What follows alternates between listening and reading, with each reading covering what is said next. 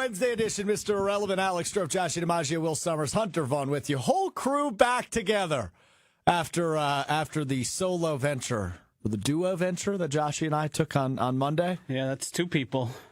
That's a duo venture? Dual endeavor. Dual endeavor. Yes, that'd be more accurate. Good to be back with you. Lots to get into today, man. Big show on a Wednesday. Ben Brust is going to join us in about 15 minutes because he said something so outrageous yesterday on KBN that Josh invited him on the show. So that'll be entertaining. I do want to flip the page as we continue in the NFL offseason to free agency a little bit, about a month away from free agency, but some decisions will be made sooner than that for the Green Bay Packers, mostly in terms of guys that are currently under contract, and will they continue to be under contract ahead of next month's free agency. We will play a little One Word Wednesday. We will take a look at maybe the most remarkable Olympics moment yet that had nothing to do with a sport, and all that still to come. So looking forward to our show today. Will, welcome back. Good to have you back after Monday. Good. Sorry I missed the show. I was training to be the Brewers' next third baseman. I was taking ground balls with Gabe Neitzel. Oh, okay. Very nice. He's hitting me some. I mean, so we've long said Caleb Durbin is your twin. Yeah, it's actually funny because I think I've told you this, that I've said if I had to play for any professional sports team, it'd be the Boston Red Sox. So I'm glad he gets to live out my dream. I don't know if you've told me that, but I definitely have. Why Boston? I don't know. I think it's short a cool porch and left. Yeah, it's a sick city. Okay. I'm a righty, so it would play well to me. Short porch and right, too, for that matter. Right awesome, down the line. Yeah, Pesky's awesome pole. city. People love the Red Sox. Historic franchise. Yeah, so I saw you tweeted something when the trade went down on Monday. All three third basemen, except Sal Frelick, who played an inning of first base last year, all three of the other third basemen that played any innings for the Brewers last season were a part of that trade, going with Durbin, of course, Andre Monasterio, and Anthony Siegler. I saw you tweeted a video of you hitting a home run, but you were accused of that being AI because... By who? Somebody in your replies, because in the video, the pitcher pitches the ball with one hand and then the glove winds up on the same hand. So is that AI? It's not AI. He had one arm. Wait a minute. So you're telling me... Doesn't change how well he can throw a ball. Don't go there, Strouf. Yeah. Don't do that to him. No, that's not where I'm going. I'm not doing that. I'm just saying... Do you know who Jack is by chance? Jack who? The person who commented. No. I'm asking Will. I would assume it's his friend. Yeah. Yeah, so you got trolled. Yeah, No, you got guys. You got caught. Guys, I already knew this story. I just didn't know that our audience did, so I was trying to play it up a little bit.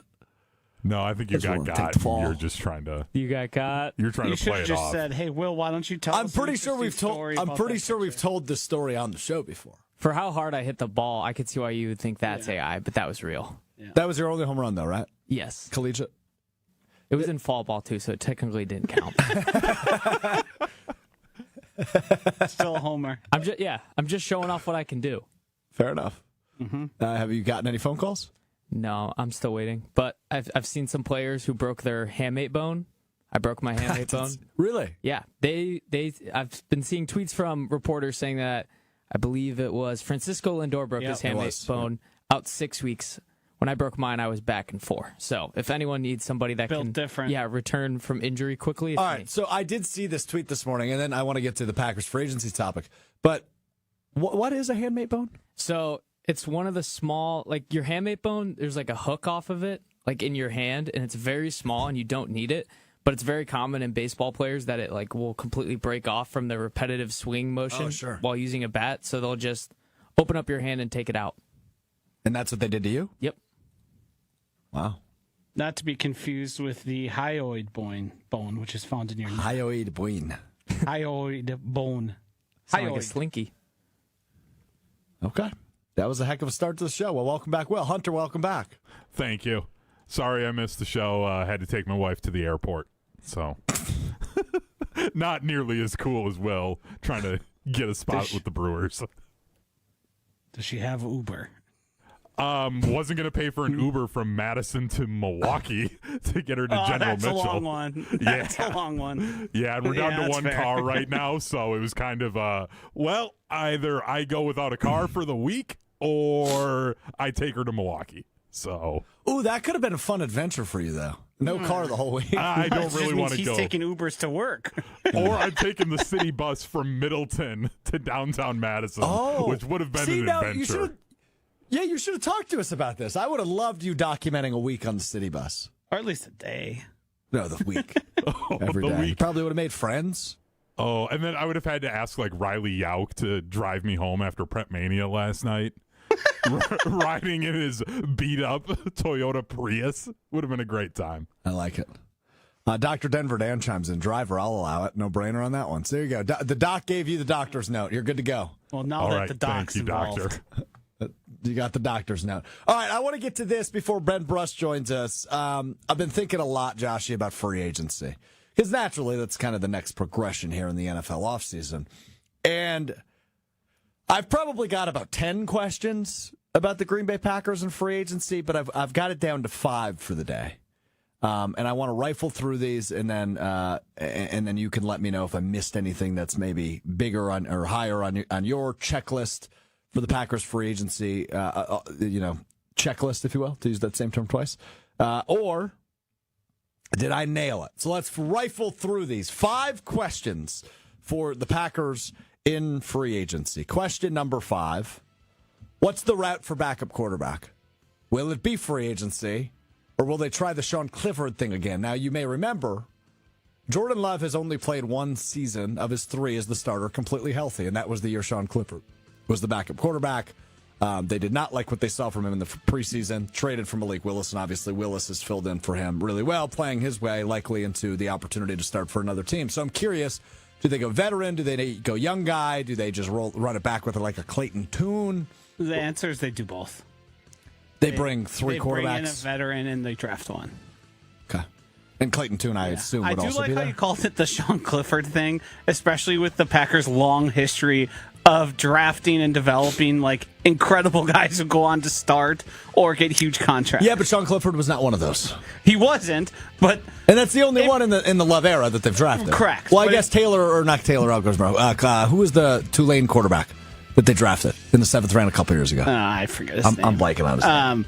But when we talk about Packers history, especially Ron Wolf era forward. Oh, totally. Hasselbeck, Aaron Brooks. History is littered with guys who went on to either get contracts or have at least a starting gig. Michael Pratt, the Tulane quarterback that they drafted, but he did not make the roster. So I'm curious to see what they do with backup quarterback now that Malik Willis will likely be gone. Yeah, I mean, they might have, 4? Love plus 3 other guys? I would guess so. One's a backup, one's practice squad?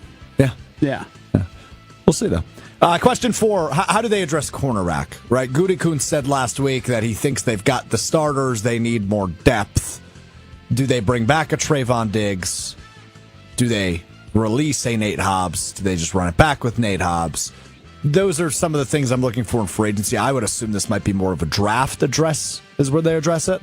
But also, let's keep in mind, guys, a first-round pick for the Green Bay Packers. So I think it's draft investment. I think it probably is too. And I think it's later than people want. But a Trayvon Diggs is a name that does interest me. Because they released him because of the high salary implication. I wouldn't be shocked if he was back. I would. I think he's not a personality fit for what Green Bay's looking for. And then the other part of that is, of course, the Nate Hobbs thing, but I think you and I are in agreement. We expect him to be back in 2026. You only saved $700K to release him. He's a body. He's out there. You believed in him to some degree. I love when people get their hopes up, and Matthew chimes in with Reek Woolen. I mean, I'd love it. It'd be great. I think it's unlikely. Yeah. I think it's unlikely. Anybody that wants Diggs back is living in 2021. He's not the same player anymore.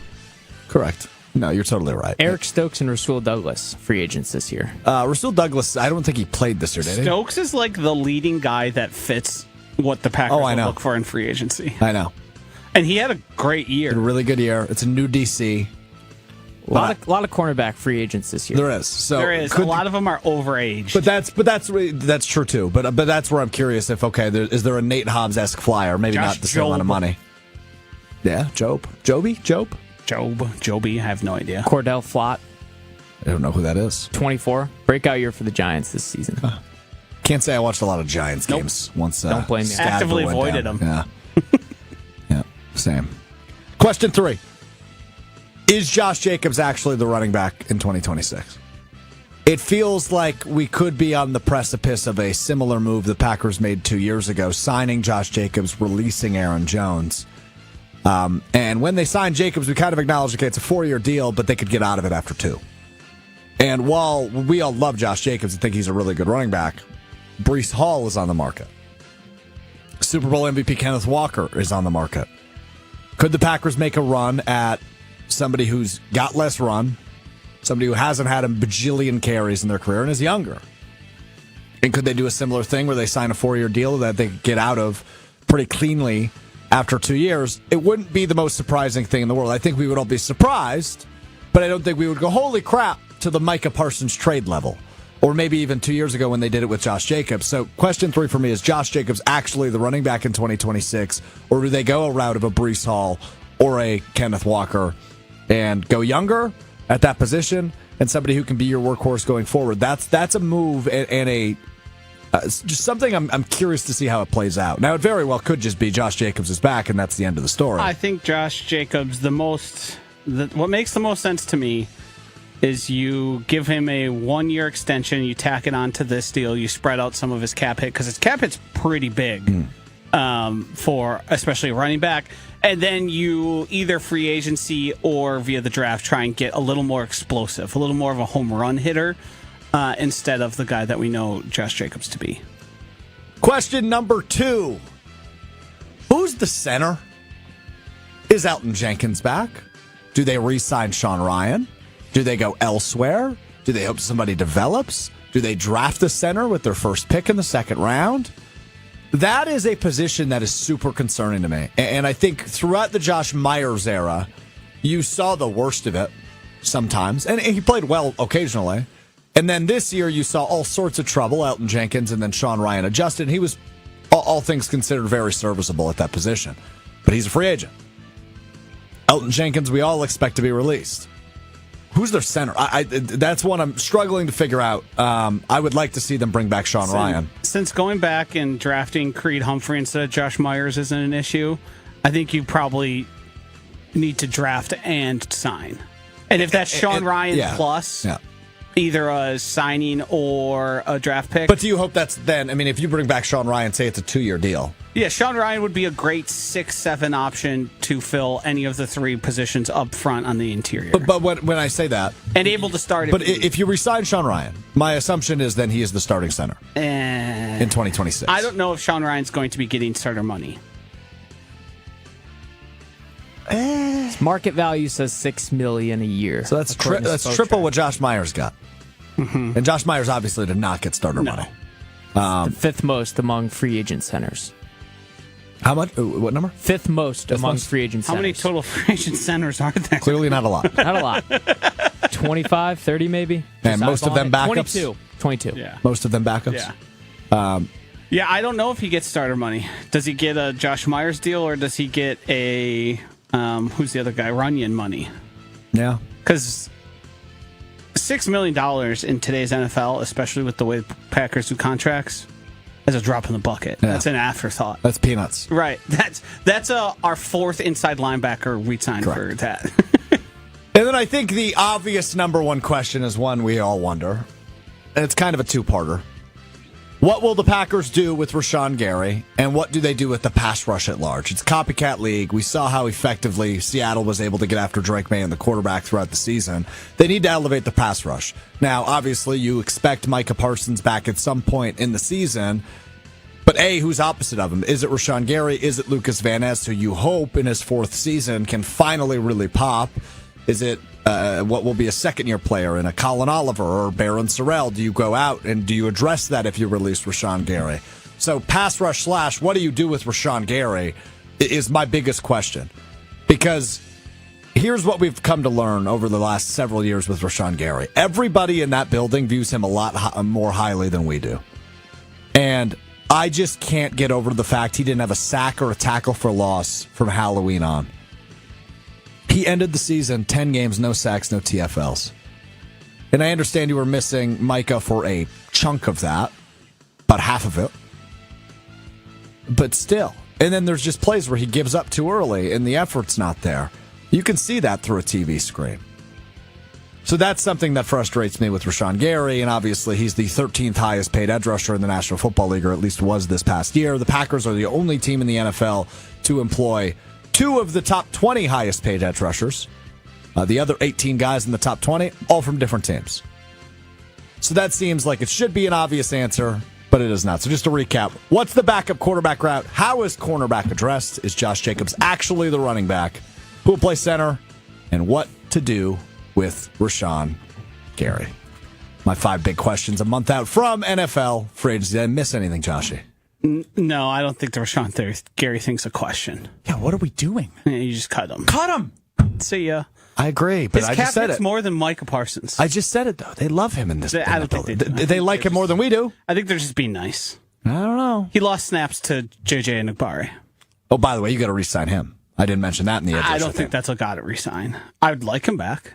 I don't know what his cap hit looks like, but we'll see. I mean, For guy had talking about 2.5. Enagbare being a big piece, that's not good. Yeah. Well, that's the point. He had like I know. 2.5 sacks. And that's I'd rather see Sorrell, and I'd rather see Oliver, and I'd rather give those guys. Are you comfortable with that? Yeah. Given how ineffective without Micah their pass rush was? Yes. Well, they weren't on the field. With Micah. Yeah. Ben Brust is here, by the way. Yeah, hi, Ben Brust. Ben Brust, Hi, guys. host of Kyle Brust and Nortman, ESPN Wisconsin, 2 to 5. Very well produced show. Best friends, I hear. We have my best friend in the world, Ben Brust. Hate this so much. It's not even. Do you think it's a good bit? I don't really understand it. Nobody does. That's but why the- it's a bad bit. But the fact that it drives you nuts makes it good. Thanks, Josh. Yeah. Self-awareness. That's the key hinge point here. Here's the thing. If you just ignored it, If you would have ignored it, like a baby. I would have stopped doing it. You've got one of those. I do. Probably not at the point where they're doing things just to annoy you or to get. Oh, last night, Uh-oh, what happened?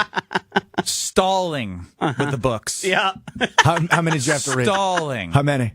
About 8. I picked out 4. During the Badger game? Yes, I was able to watch the second half. And that's the thing is, like, you're cutting into what I want to go do. Yeah. But you're a sucker, man. Of course I am. Yeah. What are Like, you going to say? you- no. No, Right. no, go to bed? No, of course I'm going to read you another book, sweetheart. You're a terrific dad, but I think she's going to pull this over on you, and it's going to work every time. Yeah, she comes by it honestly. Let's just go day by day when it comes to that. I'm not ready to think about how I'm going to be manipulated by a teenager. Fair enough. All right. Joshy invited you in. He did. This was not my invite. That's great. Yeah, he's trying to keep you away. Strouf never invites I know, me, so unreal. you know it is. Yeah. I think well, you're best friend. well, here's the issue. What now? He didn't invite you for a good reason. Oh, I don't care why he invited me. I'm willing to step up to the plate against So Mr. Know-It-All. I just want to give you the floor. Explain what you brought up on KBN yesterday when you claimed to be Nerd Man. Look, at the end of the day, the last 15 years, as we are looking to see since 2010, the last time the Packers were in a Super Bowl, some trends. You know, I'm looking for trends and how these Green Bay Packers He's a trends guy, Joshy. can He's a trends go guy. to the Super Bowl moving forward. And in the last 15 years, only one quarterback winning the regular season MVP has won the Super Bowl in the same year. So you have to ask yourself, Josh DiMaggio, do you want to be a part of the 94% or do you want to be part of the 6%? What I love about this is the past 2 days, and you thought this was only the attention was only to be on Ben Brust. Big mistake on your part. You invented the PIP, which Yeah, was playoff which impact was a player. subjective measure to evaluate players to fit into what you believe is a drafting problem from Brian Gutekunst. You were giving It's a draft and develop problem. yes. And develop Okay. is a key part of that. you made this up, and then you were acting like it was a quantifiable actual It statistic. was Alex Strouf's opinion. Now Ben Brust goes to the opinions of the AP writers and says, well, 94% of the time, 94%? 94% of the time, if In you the last win, 15 years. if you win an MVP, you don't win a Super Bowl. Which is, both of is you. it true? Both of you, if Brad Nortman was here to argue this, he'd tell you these aren't stats. These are just you guys finding numbers, dividing. In my best friend's defense, 94% is a statistic. It is a stat. No, that's a percentage. Which is a stat. A It's- number's a stat. Completion percentage is a stat. Right, but you realize there's like things happening. How on am I the defending field. There you? are things Yeah. happening. There are voters voting, Josh. So, would you argue that a team with a non-MVP is better suited to win a Super Bowl in aggregate? So what I tried to do with this conversation, and we got caught up in the fact that, like, see, this is what I wanted because I was listening. And when I'm having a hard time understanding it, I'm going, what am I missing? Is there a layer? There's a layer. Trust me. To act like I didn't know. Tongue in cheek? Yeah. Like, 94% of the time I get it. Like, sure, the MVP of the regular season didn't win the Super Bowl. The point I was trying to make is you do need close to elite quarterback play. The majority of the time, if you look at those Super Bowl winners and you look at the quarterbacks, they were playing at a high level that season. So my point is if you have Jordan Love, I don't think that when we go in the season, we should be spending time like we were saying, well, heading into the Denver game, he's risen to the top 3 of MVP odds, and then start thinking, what does Jordan Love have to do in this game to win the MVP? I think that was my main point, is we don't need to think about, is he going to win the MVP? Do you have a quarterback that is playing at a high level? And then when you looked at the winners of the Super Bowl, there was a common denominator of a high-level quarterback playing well at that time, plus defenses that had either a really great whole unit or an absolutely ridiculous defensive line, lockdown corners, whatever it is. And I'm trying to think to myself, how are the Packers going to build their team with Jordan Love, who I think fits the criteria of where his trajectory is in his fourth year, with a defense that I am not confident that Goody can create, even with Micah Parsons, as a really good staple to make this a championship team. Well, right. I mean, you seemingly are seeming to argue that focusing on Super Bowl wins only being attributed to the quarterback is probably a fool's errand, which I agree with. Like, the great secret of Patrick Mahomes' domination is Steve Sarkisian's defenses have all been elite every time. Correct. Every time they're there. Bill Belichick's career is built on special teams and defense. Yes, those two things. I think the good point you make is getting fat and happy, as you could probably accuse Ted Thompson of. And Brian Gutekunst stuff of, well, we've got Aaron Rodgers. Can I just jump in quick? Yeah. You said Steve Sarkisian. Oh, did I? Yeah, you meant Steve Spagnuolo. Spags. I thought I was going crazy. And then from a Spag standpoint, do you remember when the Chiefs played the Niners? Yeah. In the Super Bowl? That was a defensive battle, and the offenses had to make plays in overtime to win that Super Bowl. So although Patrick Mahomes, an elite quarterback that I don't know if that was a season he had MVP or not, the point remains is there were other aspects of their team that made him Super Bowl quality. Yes. But I think that's what I'm looking at, and I don't know if you can trust with how many holes you need to fill defensively. So I think we agree with all of this. Yes, I was doing tongue-in-cheek, and you got really mad at it. I did. You are correct. Well, because from the way it sounded to me, with your stat... Was not tongue-in-cheek, first of all. I didn't catch the tongue-in-cheek part. And it's hard to get... I was excited to see that only one guy had won MVP and Super Bowl. You went looking for something and it ended up even better than... Well, here's my other problem with it, and this is maybe better kept for the next show we do together. You and Kyle wrapped around your finger, man. Yeah, I know. You don't. And once I had him, I couldn't back down. Like I had. That's him. where he's like, you know what, Ben's right, and I was like, hell yeah. So basically, you acknowledge that it's flawed. You were picking on your co-host correct to his face without him recognizing. Correct. Because he believed in my flawed I think stat. we'd all agree here. Your best opportunity to make a deep playoff run is an elite quarterback. Elite quarterback play is important. Right. And When it comes to good MVP or defense. not. When it comes to winning in any championship game, a conference championship game, or a Super Bowl, more often than not, you're going to look. I mean, Homer talks about it all the time. Like, you need like a top 5 defense. Mm-hmm. That's probably the biggest correlation of all of it that everyone ignores because we're so QB focused. And so when I was giving the MVP winners next to the Super Bowl champion, what I did do at the end was I went down the last 5 and I pointed out the correlation of, well, the Rams had Aaron Donald, and this year against San Francisco, it was a defensive battle. Philadelphia's defensive line when they won the Super Bowl was ridiculous, and there was a mass exodus. Seattle's overall defense and how they put that together, the dark side was unbelievable. Plus their special teams led to a point where Darnold didn't need to be a hero. No, he didn't. He just needed to get them in position. He was excellent for one game in the playoffs, and that was the conference championship game against the Rams. But also, they needed a punt return touchdown to win that game. And they got it right off the gate. Right. And that gave him cushion to be able to play more comfortably Yes. and not playing from behind, risking passes and potentially losing the game. I guess fresh off the Super Bowl, the big debate is, and I think we'll all be in agreement. So I might be curious to get Will's opinion on this, but Jordan Love is a better quarterback than Sam Darnold. Yes, Undoubtedly. I think unquestionably. Will? Yes. Okay. And I'm mad at Unsportsmanlike on ESPN Radio in the mornings for Chris Canty and Evan Cohen just being prisoner of the moment. That's part of what got me confused, because I had seen that video and then I heard later, or I saw you arguing on behalf of Jordan Love, but then saying MVPs aren't important, and I was trying to figure which side was up. Well, now you probably have more clarity. Yes. Which means we need to bring clarity at 2:00. The other thing. Oh no! the other thing that was driving me nuts in this debate, and you're both culpable for it. You guys invent definitions of words and use them freely. Here, no, I don't care. The correlation thing, I was like, you guys are using correlation wrong. Will. You guys are just inventing. Will, what's a correlation? It's how two things are connected. that works, right? Good enough? Sure. I just hate when Josh does this. Like, I'm so much smarter than you. Like, you guys are such dummies. We're Josh.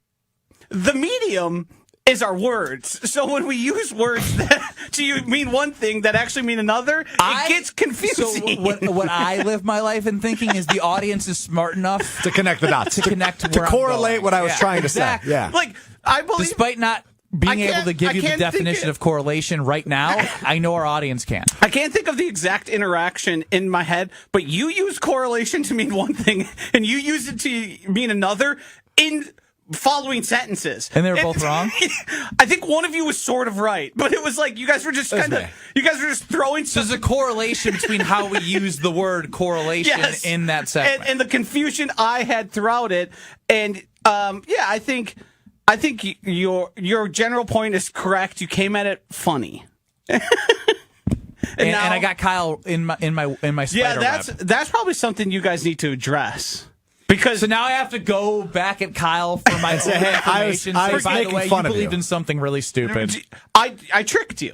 Yeah. And see how he reacts, because I don't know if he's going to take well to you Setting him up, putting him in the blender. even though I wasn't really I mean, setting that's him up. an old school Scales on Brust blender we put Ben in that you put Kyle in. Yes. Yeah. Yeah, here's a dumb stat that actually doesn't mean anything. You pretty much are saying you don't want an MVP quarterback, but because it will not. No. You win don't you want to be Super an MVP. That's That's specific season. You don't You want to wanna be great, an MVP just that not specific too great. season. Yes. You want That season. You want to finish as a finalist or close to. Yeah. So if you're leading the MVP race and, And you how think many- you can win the Super Bowl, Yeah. like Bad. How many examples did I rattle off the top of my head where they won the Super Bowl and then the following season won the MVP? There's probably like 10 examples of on that. the list when there were big names that have Aaron won Rodgers. MVPs. Yeah, Yes. Aaron Rodgers won his first MVP this season after he won the Super Bowl. So, He had three others as well after that. yeah, that's true. Well, only has one Super Bowl, though. All right, before we let you go, real quick, Badgers win last night.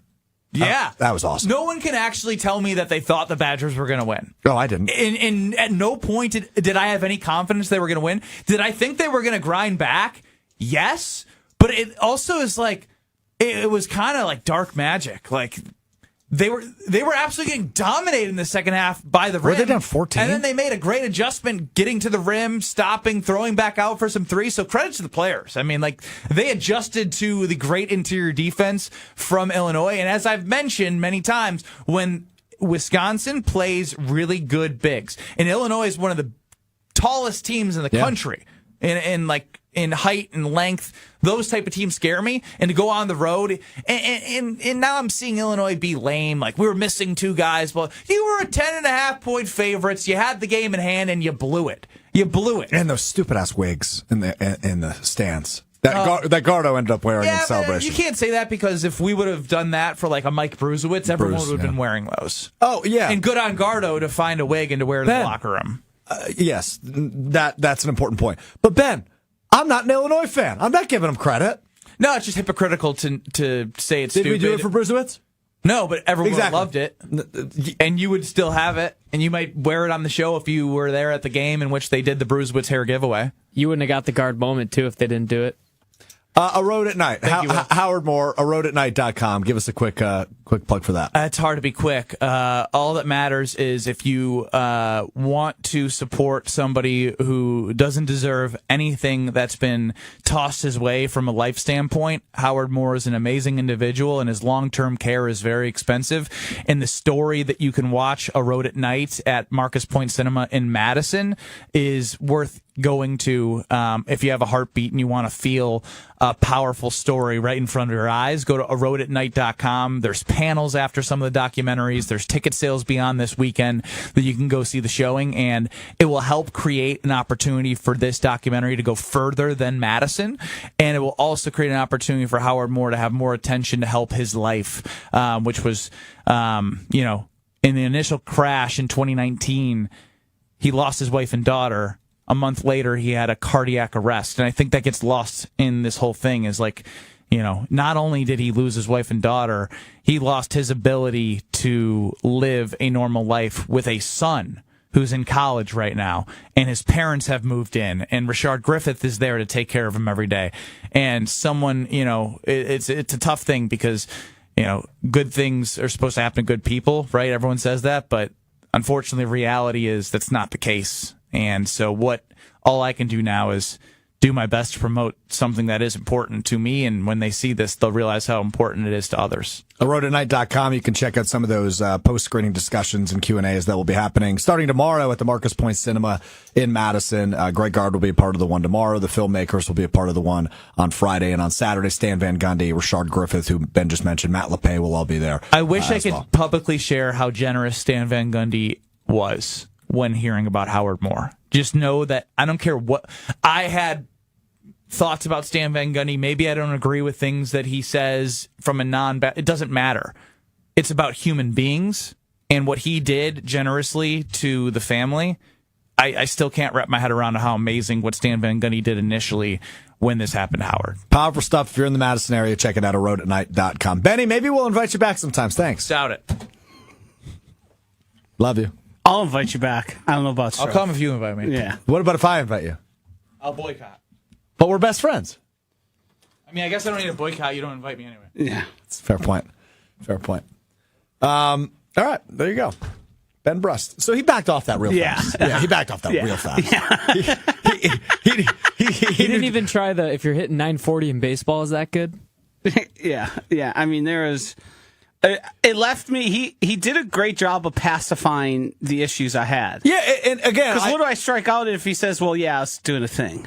Yeah, but and I didn't anticipate that as much as we got, to be honest. But I was expecting him to come firm, and then he realized I'm not going to win a debate against Josh, so I'm just going to say I was kind of doing a thing, and but it is an interesting statistic. I mean, it is kind of interesting that MVPs typically don't win the Super Bowl in the same season. It is kind of fascinating. We call those like anomalies, right? Yeah, it's just a coinky dink. Yeah, it's insignificant. Right, and Will, we were talking about this a little bit before the show, and I said if I guaranteed you, and I'll do the same thing with Hunter, but Will, I said this to you, if I guaranteed you as a Bears fan that Caleb Williams is winning the MVP this season, you're saying hell yeah, sign me up. Yeah, you'd have to be stupid to ever say no to that. And if I said to Hunter, same thing, right? Dak Prescott's winning the MVP, he'd say absolutely. Yep. Yeah, I mean, he maybe should have won it this year, at least comeback player of the year. Wow, comeback player of the year. And I can. The thing that was left out of the actual debate when you guys were having it is until this year when Matthew Stafford got a Career Achievement Award over Drake May, who was more deserving of this said award. It's almost always a 1 or 2 seed that wins the MVP. I mentioned this. So you're likely in a better spot. Now, you used to have 2 buys. It's now only 1 buy. Right, and that's why the 1 seeds become so important. Right, but you're most certainly almost guaranteed to be a 1 or 2 seed. And that's just how it breaks every single time. Unless you win a Lifetime Achievement Award and you get a 5 seed. Which, yes, it did require them to invent. Which again, I'm not necessarily as steadfast on that argument as you are. I probably would have voted for Drake May, but it's really close, and obviously statistically, Stafford had the upper hand. I'm not saying he's not undeserving of Matthew Stafford statistically had the upper hand if you're still evaluating football like they did for baseball in the 1990s. Which is touchdowns, and you're comparing that to home runs? Yards, yes. No, I'm counting it to RBI and batting average. Got it. Because as we all know, we've moved past sort of those standards. There was a time when wins mattered to the Cy Young. Look at some of the records. Yeah. Paul Skeens, for instance, Yeah. where they finally, when they realize, like, hey, winning 19 games doesn't mean you were that great of a pitcher. It means likely you had a lot of help from your team. Yeah. And I think football is the last bastion where you can go to counting stats and be like, well, you had more passing yards. Okay, great. Thank you. Thank you for removing all context. Do you think that's because I know we've talked about this on the show, about Pro Football Focus kind of being a flawed metric for the way they evaluate? Yes. And yeah, so I think that's a big issue, is that like football is still trying to figure out those advanced ways to evaluate players. It's getting better, but I don't think it's perfect yet. So I think there's a large portion of people who are also kind of like, but I don't know how to fully like value that. Yeah, it's inherently more difficult to do it, to find the stats. But the fact that EPA, you know how you go to Brewers games and now they have the advanced stats up on the Jumbotron? Like, that's what the NFL needs, is instead of having Jordan Love's just simply putting the amount of yards he has, you put something like EPA up on. And if you want to, you put a little description. Here's what this means, and here's why this is an important stat. CPOE. Very important stat as well. Completion percentage over expectation. Those are all things that matter in determining the difference. I just think Josh should like be the president of every voting board because he's such a freaking dork, dude. He's such a nerd. I don't know what half those stats are. Did Mendoza deserve to win the Heisman, Josh?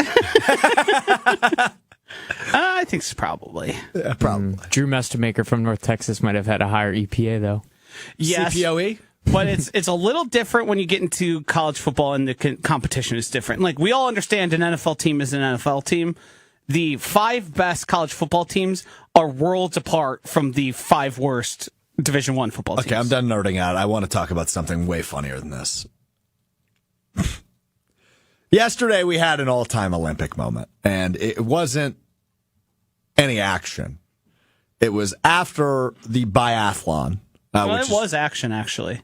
There was action that caused the whole thing. It's a great point by you. Yeah. Great point by you. The biathlon, which combined skiing and shooting. It's an entertaining event. So Norway's Sturla Holm Lægreid took the bronze medal for Norway. And after he was asked in another language, we're not going to play this portion of it for you, he was asked how he feels. And he goes on to thank people that helped him along the way, his parents, his loved ones, etc. And then he goes on to say, quote, 6 months ago, I met the love of my life, the world's most beautiful, sweetest person. And 3 months ago, I made the biggest mistake of my life and cheated on her. It's been the worst week of my life. I told her a week ago, and then it ended, of course. I'm not ready to give up. I hope that committing social death can show perhaps how highly I love her. I am taking the consequences for what I have done. I regret it with all of my heart. So he did that on international television after winning a bronze medal. Josh, good move, bad move. Bad move. Will, good move, bad move. Good move. Okay, Hunter, good move, bad move. Terrible move. Okay. I like that we're a split panel here. I agree. It's bad move. It's not really split panel. Yeah, we've got the exact opposite, actually. We've got the least experienced person here who's probably trying to be funny about what they're. Oh, he's being funny. Yes, but I want to hear a spin on it. But before we hear your spin on it, I found this morning, and this is after he was crying when he said this in the immediate interview after he won the bronze medal. He then got like an hour to cool off, and he went to the podium, and he's speaking in English here. And I think the visual is important for those of you that have not seen it, okay? So he went from crying about this situation to then being asked about it at a podium where he's speaking in English. The visual is important. If you're not watching on YouTube, you're listening on the podcast side, I will explain it after we play you the quote from Sturla Lægreid from Norway, the Norwegian biathlete who took the bronze medal home in this year's Olympics. Here he is at the podium. Yeah, I haven't got any reactions from the girl that I mentioned. And yeah, I'm happy because then maybe she hasn't seen it. Maybe she will see it at the right time. I hope I don't make anything worse for her. But maybe it can help. I don't know. I hope there's a happy ending in the end. So we will see what time will do. That's courtesy of BBC Sport. This guy's a maniac. He's a maniac. I can't believe how unbelievably delusional he is. He said in there, I hope I didn't cause anything for her. Dude. You just won a medal in the Olympics and cried about her. Do you not think immediately she got 100 text messages going like, holy bleep, you're not going to believe what that D-bag just did. You will not believe it. What does he mean he doesn't want to make it any worse for her? He doesn't mean that. He knew what he was doing. He's a narcissist. He's a manipulator. And this is all self-indulgent. This is a personality trait of many men. This is how they behave. They gaslight. They try and charm you. They make these big, overt gestures when just 3 months ago he cheated on her. He's a bad guy. And he says, 6 months ago, I met the love of my life, and 3 months ago, he couldn't even make it 3 months. You can't be love of your life that quick. Well, No. 6 months, I don't. He cheated on her 3 months, so ostensibly the relationship's been over for 3 months. Well, they broke up last week, though. He just told her. Oh. So you missed that detail. Oh, I did. They were together a full 6 months. He cheated on her 3 months in, but didn't tell her till last week, and she dumped him. Yeah. Which rightfully so, she dumped him. Now, Will, good move. Let's hear why. The Olympics are only every 4 years, right? Like, there's no guarantee this guy will ever make it back to the Olympics. It's a physically demanding activity or competition that he's in. This is, undoubtedly probably the highest point of his life, right?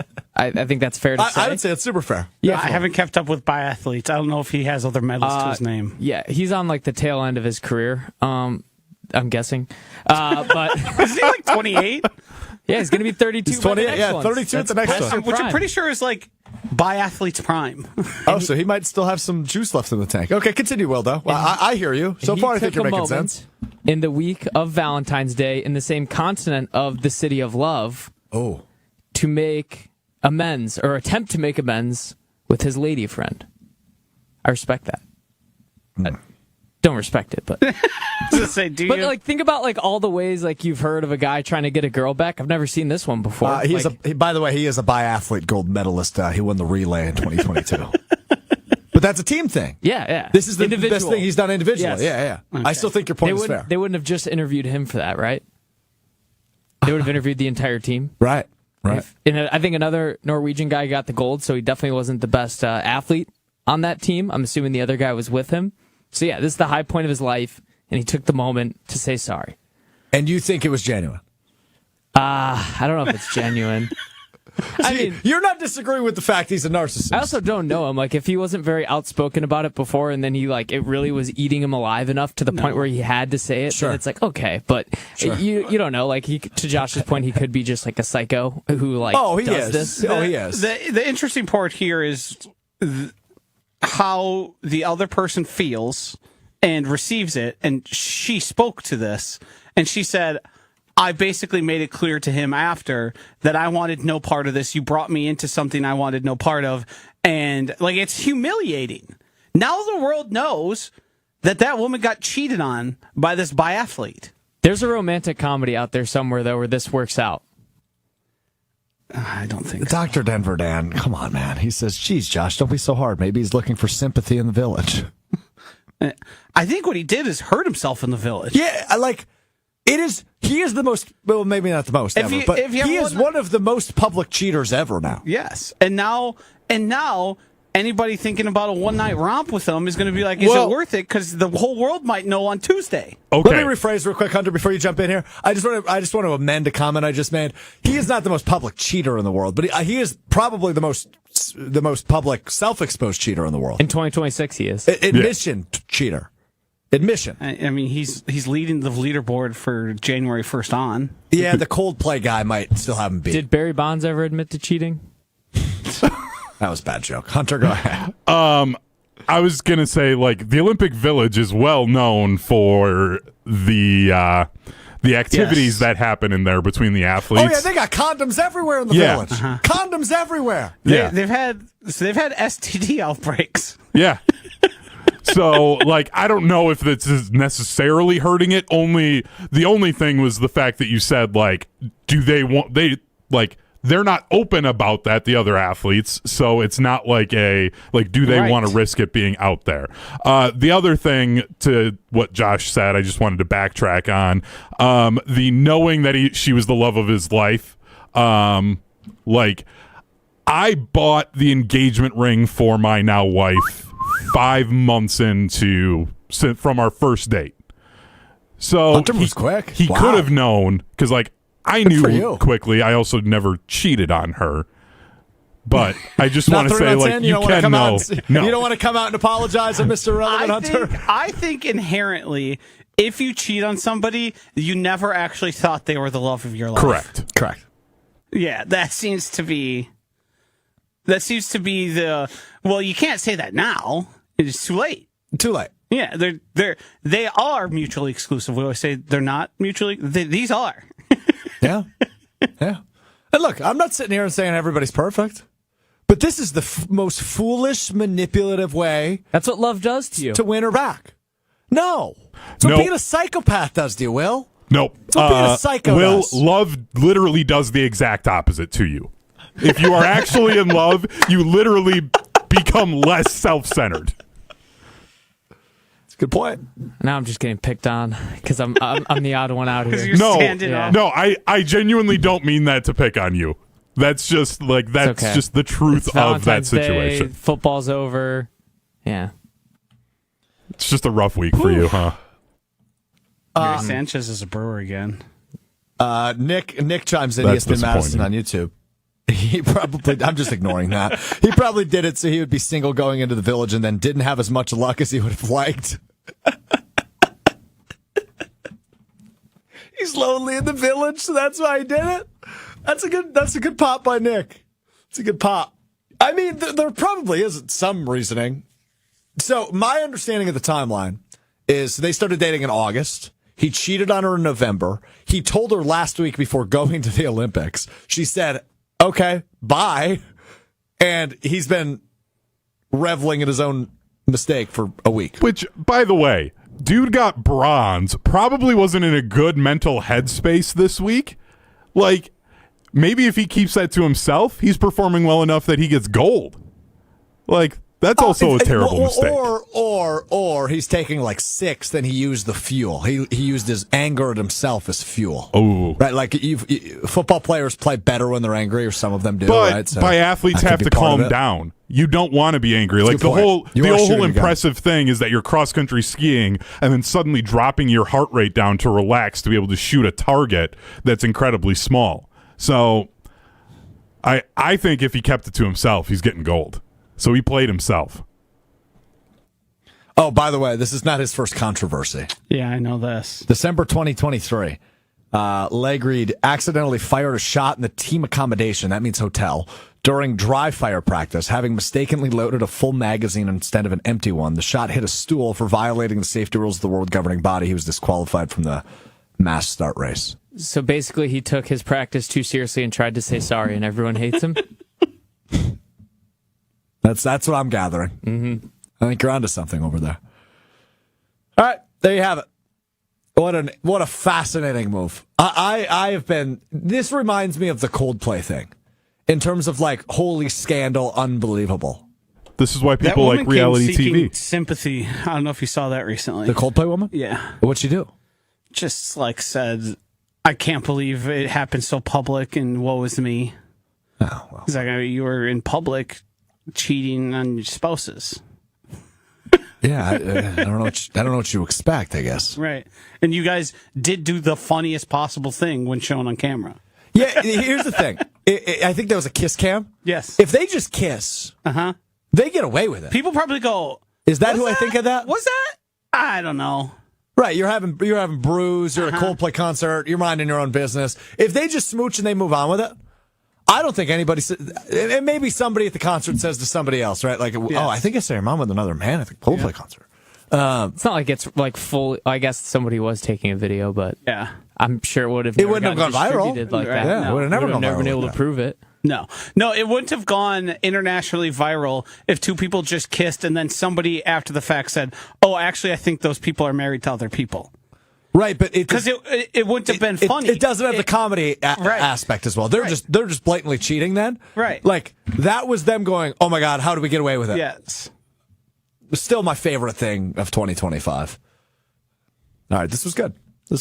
I'm kind of disappointed in your Hunters. year if that was your favorite thing from 2025 You were literally up in Green Bay for the NFL draft in your hometown. I meant more. Stop. I meant more like from a pop culture standpoint. Your mic's not on. We heard about his hometown enough that way. Goodness.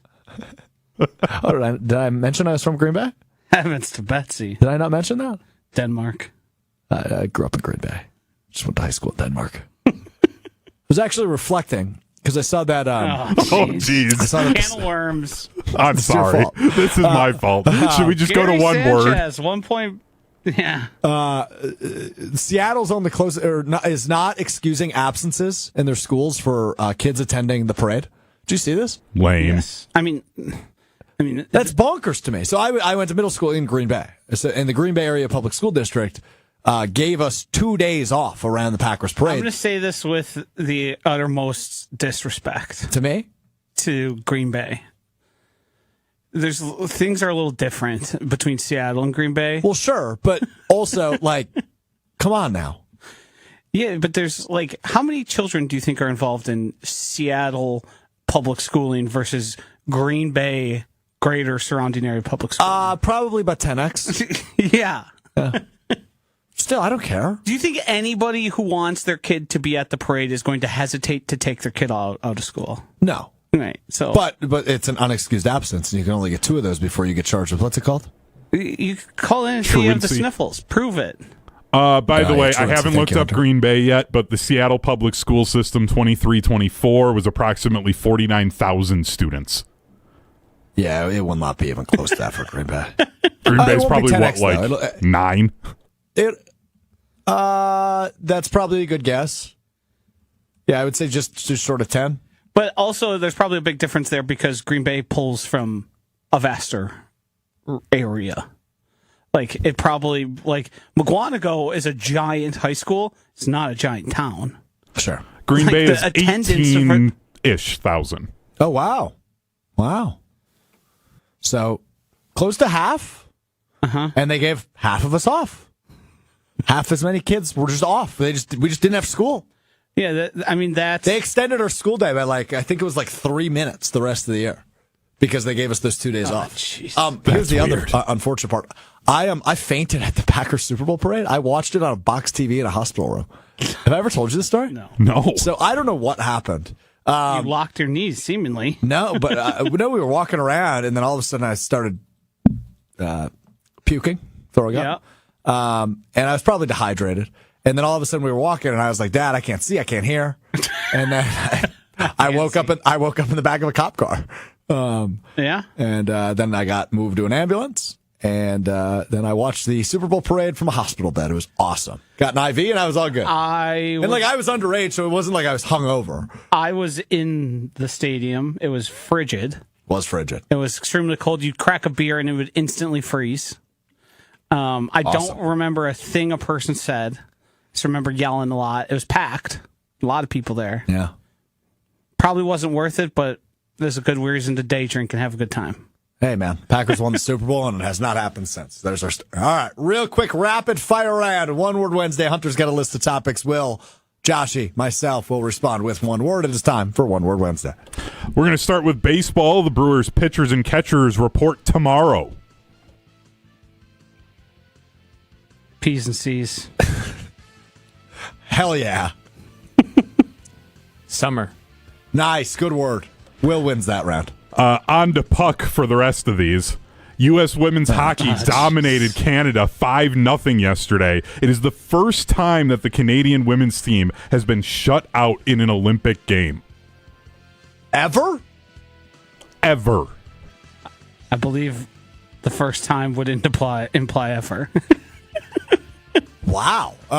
Wisconsin, my word. A lot of Badgers. Well, it's Wisconsin because Wisconsin hockey player contributed to all 5 points that were scored, be it scoring the goals themselves, like Layla Edwards, the other girl's name escapes my mind, or assisting. Caroline Blanking on her last name. I forgot.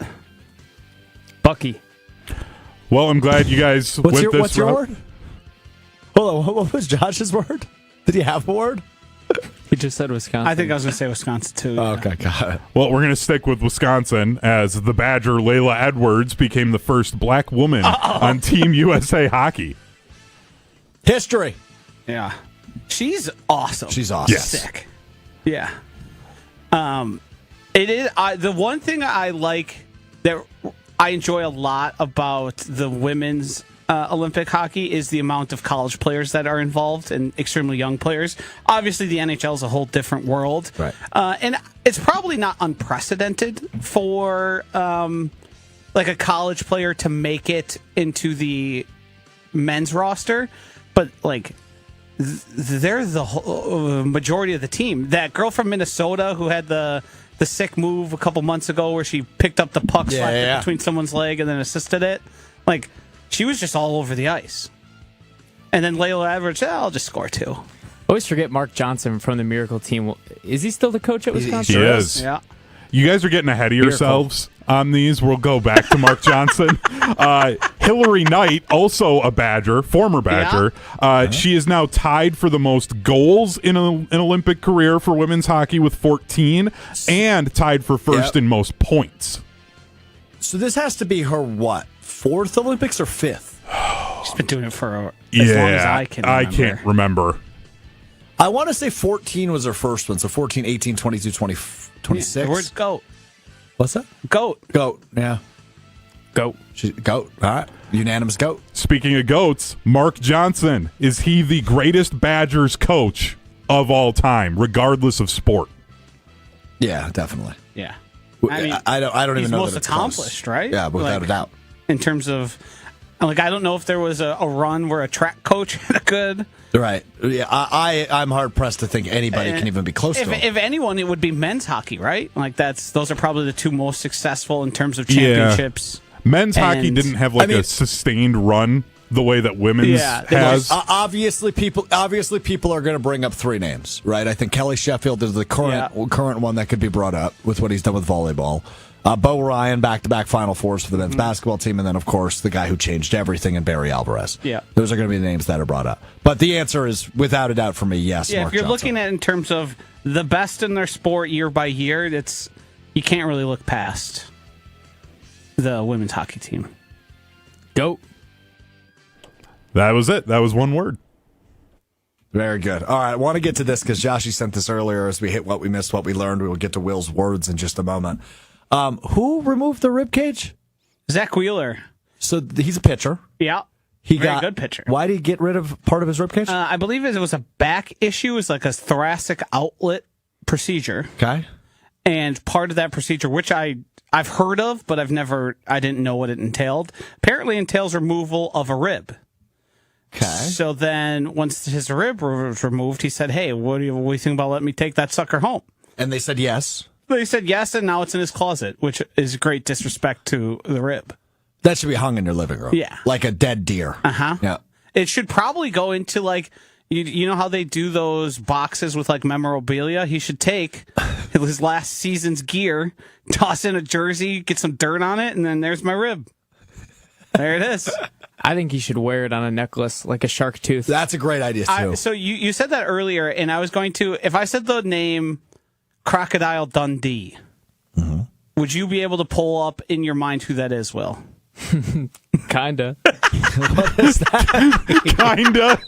Kinda's a hard no for Will. He's just hoping we won't call him out on it. Yeah, no, I'm looking at him. I was thinking of... Are you thinking of Manny Puig, the guy from what was that show, Wild Boys, with Steve-O and Chris Pontius? I was thinking of Steve Irwin. I remember that show. That was insane. Yeah, the Wild Boys. So he was thinking of Steve Irwin.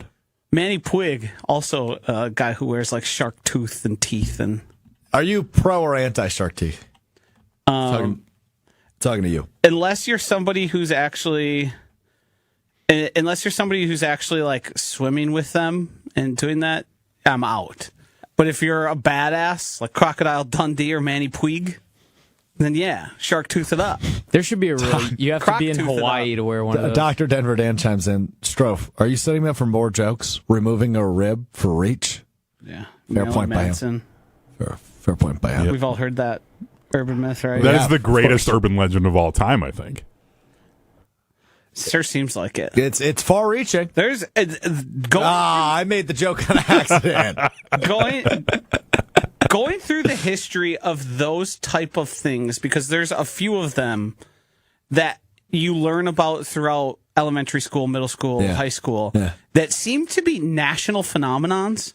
And for me, they started really before the advent of like the internet. Sure. So somehow, through word of mouth, things like that were passing across the country. There's other ones that are far more graphic that I feel uncomfortable saying out loud. And they were all just utterly made up.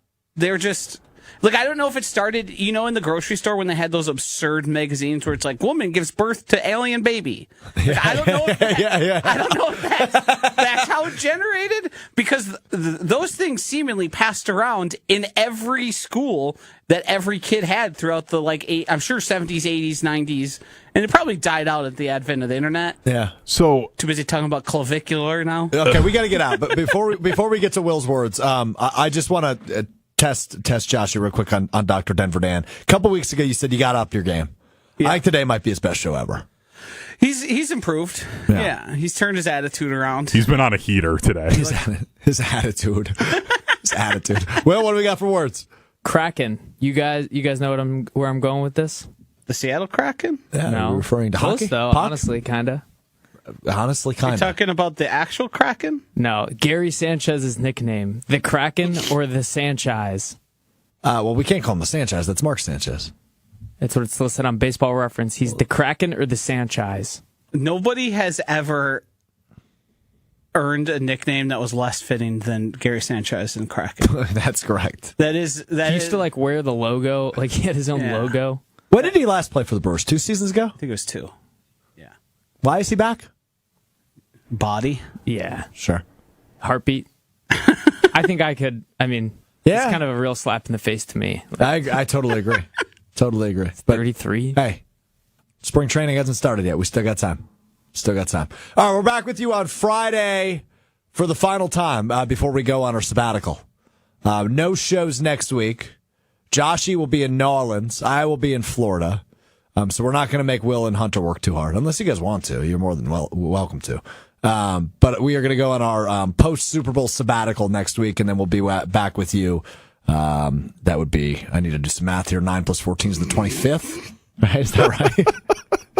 What's the Monday? You could have after just next looked Monday? at the calendar if you knew you were going to do Why this. were you doing math? 23rd. What was the math? I was trying to. It's not 10 days in a week. Like, what? All right. If you 9 can plus tell, 14 is I'm 25. I'm ready for my sabbatical. Few days left. We're back with you Friday to wrap up the 9 week. plus 14 is 25 was the word you just said. Yeah, I know. It's 23. And then we'll be back with you after Friday's show. We'll be back with you the 23rd after a week off. Little post Super Bowl sabbatical. Dr. Denver Dan says, I'll be in NOLA at that time too, Josh. See you there. Oh, baby. Whoa. Doctor's in. All right. We'll talk. I don't know if I know how to find Dr. Dan. I don't know either, but we'll all figure it out Probably together. He'll find you. Probably stoned, long hair. Yeah. Yeah, something like that. Wearing a stethoscope. With a tie-dye All right, we're back with you t-shirt. Friday. Yes, correct. We're back with you Friday beginning at 12:30 Central, ESPN Madison, ESPN Milwaukee on YouTube. And, of course, if you haven't already, Apple Podcasts, Spotify, the ESPN Wisconsin app. Make sure you click subscribe. Make sure you rate us 5 stars in case you ever miss an episode. And bonus episodes are dropped in there all the time as well. We will be back with you on Friday. We'll talk to you then. Peace.